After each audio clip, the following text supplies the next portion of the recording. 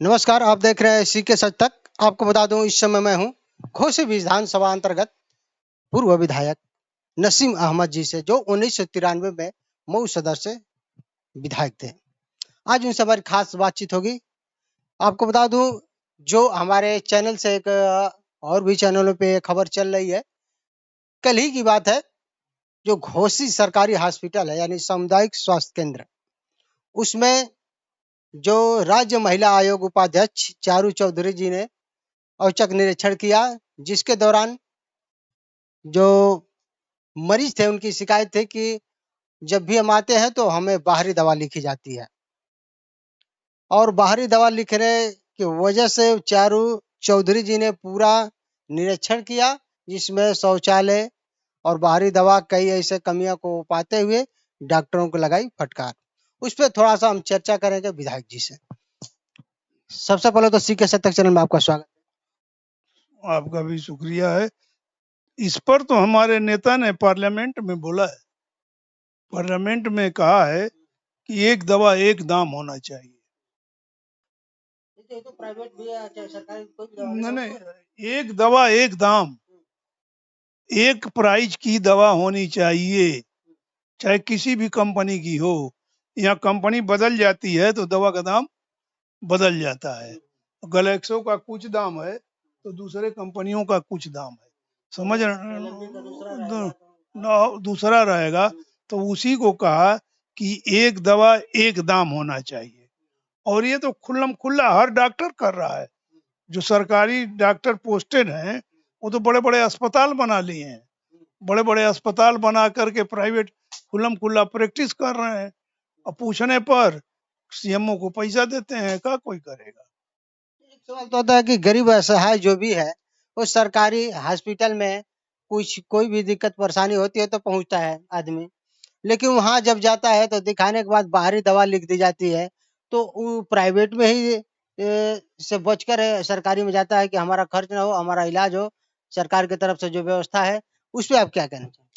उस पर साफ साफ है कि जो दवा के दुकानदार हैं वो डॉक्टरों को कमीशन देते हैं, और कमीशन के लालच में डॉक्टर जो है दवा लिखता है।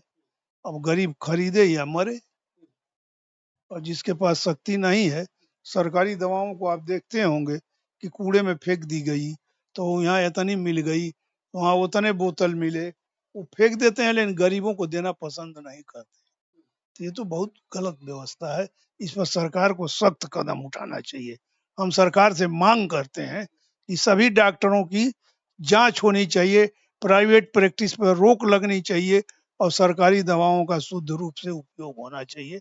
ये हमारी आपके चैनल के माध्यम से हम जोगी जी से विनती करते हैं कि इसको जरा देखिए, गरीब दवा के अभाव में मरने न पावे। अब इस समय बरसात का मौसम है, जगह जगह पे जो गरीब तबके के भी लोग हैं, जो असहाय हैं, वो अपना कहीं भी एक घर बना लेते हैं जहाँ जगह मिलता है, लेकिन इस समय बाढ़ आ जा रही है। जो उनके राहत कहाँ तक हो पा रही है, जो हर जगह जिले से मिल रहा है कि नहीं हमारी कोई मतलब बाढ़ कोष चाहे राहत कोई उपलब्ध नहीं हो पा रहा है, उस पे आप क्या कहना चाहिए? बाढ़ राहत तो यही होती है कि उनकी जब झोपड़ी बहने लगती है तो वहां से उठा के ले आके बंधे पर बैठा दिया जाता है। बहुत थोड़ी सी व्यवस्था, अगर कोई डीएम दयालु है, एसडीएम दयालु है, तो प्लास्टिक मंगवा के दे देता है कि तान लो है, इसी बंधे पर पड़े रहो। और क्या किया जाता है? इसके अलावा तो कुछ उनके निजी घर का इंतजाम देखते हैं आप। देख लीजिए, जो डोम बिरादरी के लोग हैं, जो दौरी मकुनी बनाते हैं, जो बसफोर जिनको कहते हैं, उनके रहने के लिए घर है कहीं? जो मुसहर बिरादरी है वो सड़क पर है, सड़क पर पड़े हुए हैं। क्या अधिकारी आते जाते हैं, नेता आते जाते हैं, जो एमएलए एमपी हैं, इनको दिखाई नहीं दे रहा है? लेकिन ये लोग पार्लियामेंट असेंबली में आवाज उठाते हैं। हम ही कह रहे हैं विरोधी दल के आप जीते हैं तो आवाज तो उठा सकते हैं कि जो प्रधानमंत्री आवास है सबसे पहले उनको दिया जाए, जो रोड पर रहते हैं, ग्राम समाज की जमीन में उनका घर बनवाया जाए। गांव सभा में बहुत सी खाली जमीनें पड़ी हैं, तो वो किसी को दे दिया जाएगा उद्योग लगाने के लिए। वो कब्जा करके वहाँ दारू बेचवाएगा, उद्योग तो लगाएगा नहीं। सबसे पहले इन गरीबों को, घुमंतू जातियां, मुसहर बांसफोर बिरादरी को वो जमीनें आवंटित होनी चाहिए।